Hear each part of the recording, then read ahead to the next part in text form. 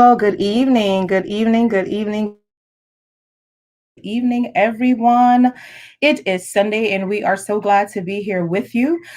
You are watching Love Still Matters After the Vows, and I am Stacey. And I am Ray. And we are the TheLuvbyrds. Lovebirds. So, good evening. We missed you from last Sunday. Happy belated Mother's Day to all of the mothers that joined in with us on last week. We were so excited to have my mother join us. I was super excited to have her on with us, sharing her wisdom and knowledge about marriage. And it was amazing to have her there. And so tonight we are back for another segment to talk about love, to talk about marriage, on your way to the altar, to talk about it all. And so we are so glad if you would put your name in the comments there so that we could see who is on here tonight. We are looking for married couples tonight. Good evening, Brother Brandon. God bless you. We are looking for the married couples on tonight. We have a giveaway for a married couple as well. So we will be randomly selecting someone. Hi, Coach Danielle. It is good to see you. Our Get Fit Coach with Christ. Amen. She keeps us getting fit with Christ. And so we are glad to see everyone on tonight. So last week we talked about a couple of things, right? We talked about, hi, Samantha. We talked about marriage, communication. We talked about blended families that seem to be a pretty sensitive subject, blended families, right? So tonight we are going to talk about what it took to get to the altar. What it took to get to the altar. So yesterday we had the pleasure of being interviewed on a segment of Black Love. They interviewed us for Black Love, and they asked some serious questions yesterday. They asked some questions that really made us stop and think. Right? We've been at this for going on 25 years, and that seems like small change to some of the big time folks who've been married for 50 and 60 years, right? But hey, it's still a long time. We're in it to win it. They asked some serious questions yesterday about marriage. What made you think that he or she was the one for you? What made you think that he or she was the one for you? That's very interesting. It's a very interesting subject because sometimes you have two people who have no plans on even getting married. Right? You have plans to just be single for the rest of your life. People laugh, right? But there's people out there who plan on being single for the rest of their life. They don't want to get married. They don't want to be involved with marriage. They're not looking to be tied down. And that was me. I wasn't interested in getting married. Interested in being happy. I didn't mind dating, but I wasn't making my way to the altar. But here we are, 24 and some change years later, and here I am. So I say that to say this, Jeremiah 29:11, where the word says that he knows the plans that he has for you, right? And so our plans are not God's plans. They're definitely not God's plans. And so God had it ordained and designed for us, and had it ordained and designed for us because he wanted us to be together. I couldn't see it, but God saw the bigger picture. You want to share and jump in there, sir? Yeah, I'm gonna jump in head first. There's an old joke that says, "Marriage is an institution, but who wants to be institutionalized?" Think about it. Now, the thing about getting married, when you think about marriage, we have these grandiose ideas. You know, we think about that beautiful wedding in the church, the reception, the music, the dancing. We don't think about be here with you. The transition that takes place after y'all come back from the honeymoon. After you come back from being down in Jamaica having a good old time, or in Cancun, or having a great time with one another. Because the newness is still on the relationship. So we're talking about how we got there to the We're altar. going to get to that. Okay, so We're going to get to how we got to the altar. How we got to the altar? Stay on. I'm staying on task. Okay, let me lead up to that. All right, you lead up to it. Let me lead up to that. You go ahead, baby. We know you like to jump right in at it. I can't jump in. So I say that to say this. There are some things that we don't think about before we actually say, I do. And what my wife is trying to say is, when you and your significant were in that relationship and you were dating, what took place or what crossed your mind to say, I think I can marry this individual? Just let that marinate in your spirit for a minute. What about this individual that stands out so much to me that I can see myself with them for the rest of my life? As my wife has said, when she and I were dating, and I broached the subject of possibly getting married, she really was adamant. I ain't marrying again. I'm not marrying nobody. She was adamant. But as she said, when the big man upstairs has a plan, you can't change that plan. It's going to happen. But what are some of the reasons why people don't want to get married, right? Let me ask the audience, what are some of the reasons why people don't want to get married? I know that we have some single people on here, and good evening, Paula, good evening, Monica. So glad to have all of you. What are some of the reasons why people do not get married? And so for me, I didn't want to get married because I had already been married before and divorced, and that was not something that I had wanted to do. And it seemed like that wasn't the life that I wanted, to have to go through having a broken heart again. Right. And so I didn't want to get married again. I said, you know what? Nope, I'm fine with it. If I want to have some kids, hey, there's plenty of ways, A, B, C, and D, you can have children. And I had it all planned out.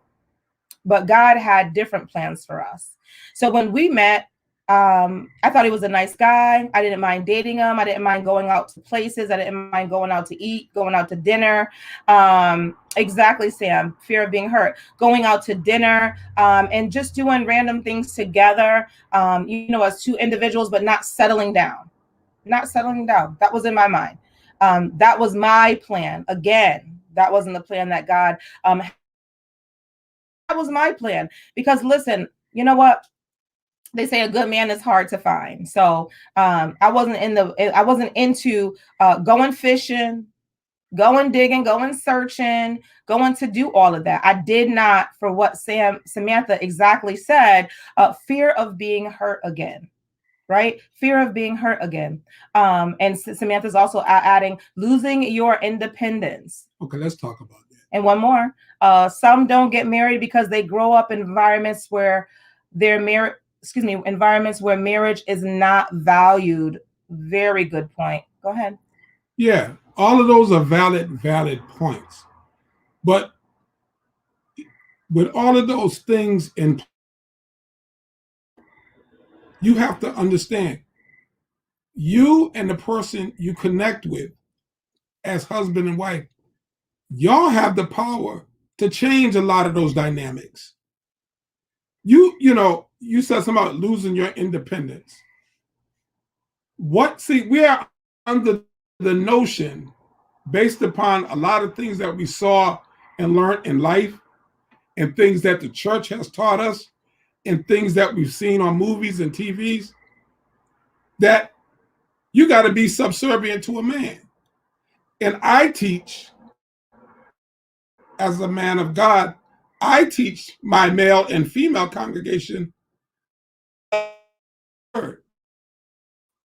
For some of y'all, submission is a dirty word. I ain't got. So what I'm trying to say is this. The thing about losing your independence, being married does not mean you lose your independence. It means what it means is you can still have your independence within reason and still have your man at the same time. Now, what do you mean by independence? That brings up another question. Is it coming and going like you want to when you want to? Does it mean doing and saying whatever it is you want to say and do? Does it mean having your own way? Well, none of those things can take place and have a marriage survive. Last week, Mother Harris was telling us about communication. And we always talk about communication on this program because you have to have an understanding. You and he can't raise each other. Good point. You can't change him, and he can't change you. Excuse me. All you can do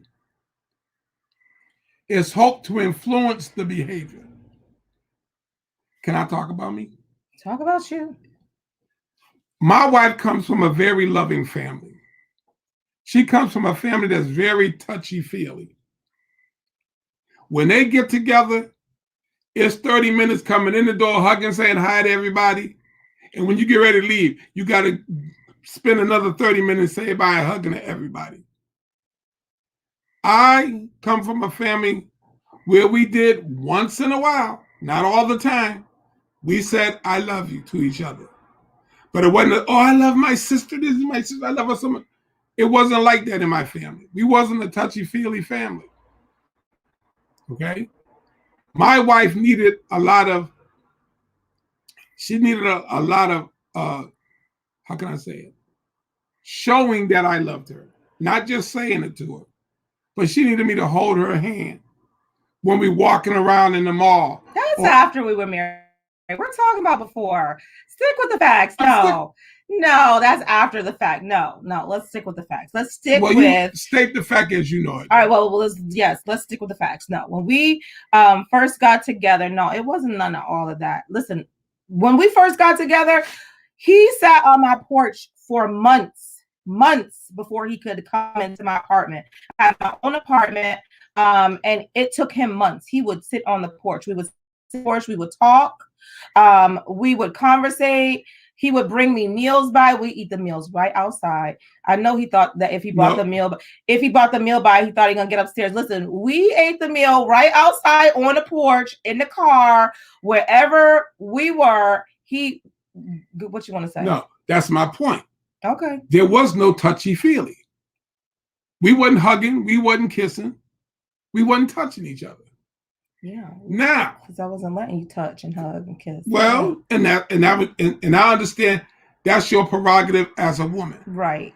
I understand you have a right to your space. That's right. It's your body. If you don't want me touching you, I'm not supposed to touch you. That's what I was taught. Because I have sisters, and I don't want some man touching my sister if my sister said, I don't want you touching me. So I respect that. And that's a part of your independence as a woman. You have to respect who they are and what they are about. Now, after we got married, yes. Once we transitioned into the marriage, it was, why you don't hold my hand when we're walking in the store? Why you don't hug me? Why you don't show me displays of affection in public? Because I wasn't that kind of person. I had to learn to grow into that kind of person to please and make my wife happy. I had to learn that. She taught me the importance of being affectionate. Sometimes you got to take time to help your man understand what it is he needs to do to be a man. Because as I've always said, and I'll say this to men all the time, in men's group, we as men have been taught, you don't cry, you don't show emotion, you got to be strong, you don't let no woman tell you what to do. Listen.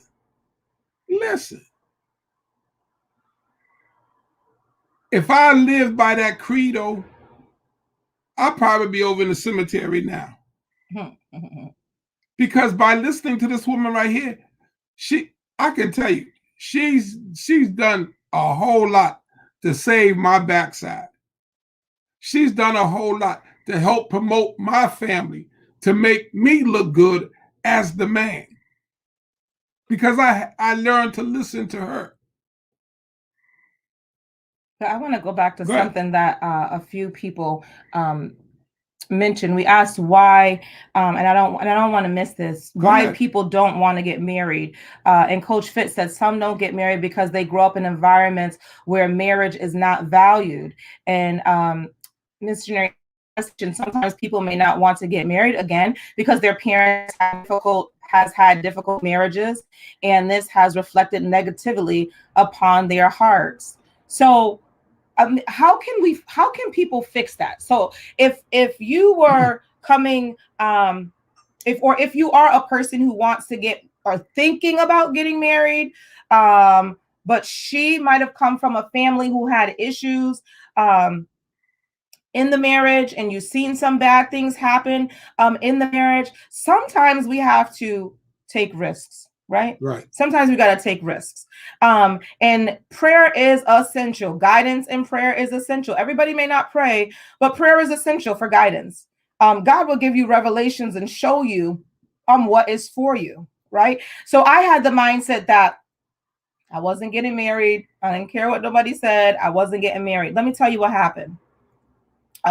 We dated for, well, actually, we were just friends for many months. And then we started slowly dating. And probably about 3 weeks after he met me, he was like, girl, you gonna be my wife. I was like, the devil is a lie. I know I'm not gonna be nobody's wife. He was like, no, you're gonna be my wife. I know it. I feel it. It's all in my bones and everything. I was like, well, I hate to disappoint you, but I'm not getting married. Yeah, she said maybe that's arthritis you got. So, he continued to pursue. He continued. It wasn't until he had a dream, right? He had never been in my apartment, never been in my apartment. And he said he had a dream. And I said, well, what was your dream? He said, I had a dream what your bedroom looked like. I was like, this guy probably don't climbed up a ladder, don't been looking at my bedroom. I lived on the second floor at the time. And so he began to describe my bedroom to the T, like from the lamps to the to the nightstands, to the bed, to the TV, to the color of the wall and everything. I was like, wait a minute. Did you break in my apartment? Did somebody let you in? At that point, I began to get a little bit nervous, right? And he was like, no, the Lord had begun to show me some things through a dream. And that's when he said, again, see, because it's meant for you to be my wife. God is showing me things about you. I've had to begin to stop and think. It took me a little bit more time. Don't get me wrong. It took me a little bit more time. But over time, God did begin to show us some things and reveal some things to me about him and to him about me. And so, therefore, then things begin to change, right? I still just wanted to date. I wasn't really interested in getting married. At that time, I wasn't. I was just interested in having a relationship with him and just seeing where the relationship went, right? But through time, things change, right? You got to give things some time. You got to give things a chance. And so I would test him from time to time. I would ask him certain things. I would do certain things. Just to see how he would react. Because listen, in the dating and the courtship process, if you are seeing things that are not right while you're dating, then that's a sign right there that it's a quick no. It's a quick no. Don't go to the altar. People will see the signs and they still want to walk to the altar. Listen, if you see the signs pre-marriage, you're going to see the signs in marriage. Right? And so this is why marriages end up in divorce, because instead of just saying that, you know what, maybe this is not for us. Maybe we need to go our separate ways and be friends. And maybe there's somebody else out there for you that God has assigned to you. No, we don't do that. We play the game. Can I say something? Yes. I love quotes and stuff. There's an old adage that says, if you love someone, set them free. And if they were meant for you, they'll fly back to you. Mm. As she said earlier, if it's meant to be, it's going to take place. You two are going to come back together and hook up. You two will find each other. The world is replete with people who was in love, and then they never got married for whatever reason. They went their separate ways in life, married other people, had other children, and in their golden years, they came back together with each other and said, let's get married. Mm. I've heard of couples who actually got married, got divorced, and got married again. We're going to have some of those people on our show. So we are gearing up for a few things, right? On this show, we're gearing up to interview other couples. And I forgot to say good evening to Lady TK. I seen her scroll up here earlier, Lady TK. There's a couple of things. We're going to interview a couple of couples, some who have been married, divorced, and some people who have remarried. Because you know what? The inevitable is there for some people. Some people get divorced and find out that, you know what? My life is not complete without that person. Is it wrong to get remarried again? Is it wrong to get remarried, or should they stay divorced? Something to ponder on, something to think about. But what is love? What is love about? That's what I keep asking every single week. My audience, y'all leave me hanging.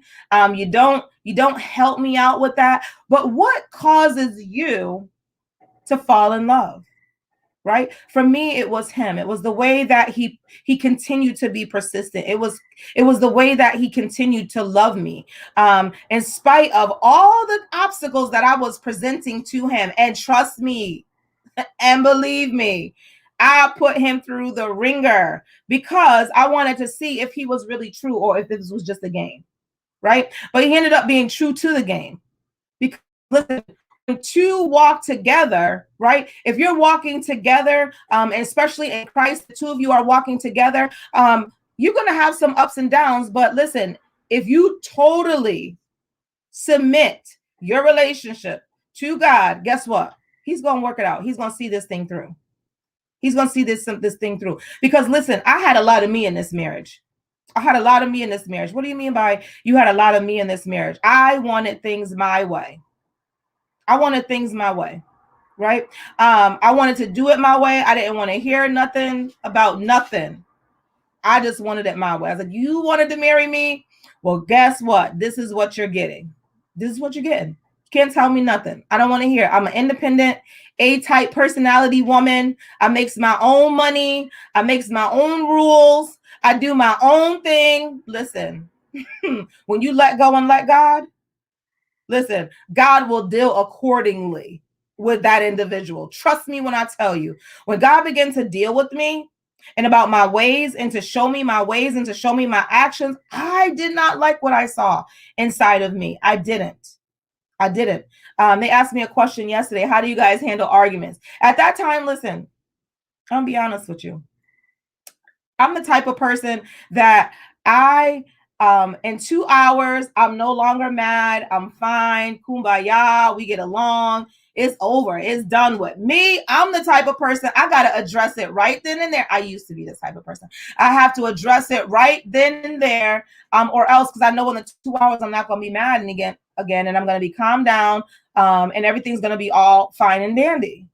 So me, if it happened in the grocery store, I argued in the grocery store. If it happened in the driveway, it happened in the driveway. If it happened in the house, it happened in the house. If it happened in front of the kids, it happened in front of the kids. Then I had to stop and think, I never seen my mother and father argue. Never seen them argue, ever. I used to think, oh, wow, they have like the perfect marriage. They made it look so easy. They made it look so golden like candy, like it's nothing to it. Honey, marriage is not for the weak. It's not. Marriage is not for the faint. And I had to learn to temper some things in me because, like she said, for her, she had to get the last word. You ain't gonna get the last word over me. Oh, Jesus, that was true. And we would, I mean, you know, and it came a time where I said, wait a minute, this ain't no good for either one of us. It's no good for either one of us. We have to begin to get some type of understanding with one another. We have to learn to do some things. And we tried counseling with a marriage therapist. And we tried it, but we found out it was when we started praying for one another and talking to one another, things began to work out. My mother-in-law, God bless her soul. My mother still lives. What's about God bless her soul? Because she's a good woman. Okay. She's a good woman. Where you going? See, where you going? Calm down. She's a good woman. About to say. When me and my wife used to have our little disagreements, I used to call myself going to go talk to her and kind of like, listen, you need to talk to your daughter. And she would look at me and say, listen, whatever you and her got going on, that's between you and her. I don't do domestics. That's her favorite line. I don't do domestics. That's you, that's her. Go back over there where y'all live at, and you and her deal with that. I don't want to hear it. I don't want to know nothing about it. And I learned I had to go talk to her. And she had to learn to talk to me. But these are things you learn as you grow in the marriage. Yeah, everybody's all googly-eyed and ooh, this my boo, this my bae, this my sweetie. You know, we all did that. But what happens when it starts, all that goo wears off? And the harsh realities, excuse me, and the harsh realities of life are facing the both of y'all. Because you both agreed to enter into this contract. Not a covenant, but a covenant is the word for contract. It's a contract. Let me say this about American. The only clause that allows that contract one that God stipulated. I don't care what the state says or the state of South or any of all this divorce junk. God still holds you accountable for some stuff. So you can't just say, "Oh, we don't get along, get the divorce." Learn to understand each other. Learn to work with each other. And you'll be surprised. Y'all have a greater understanding and greater appreciation. Well, it's like that 9 o'clock hour. I do not mean to cut you off, but we were supposed to do a wrap tonight. Conversation.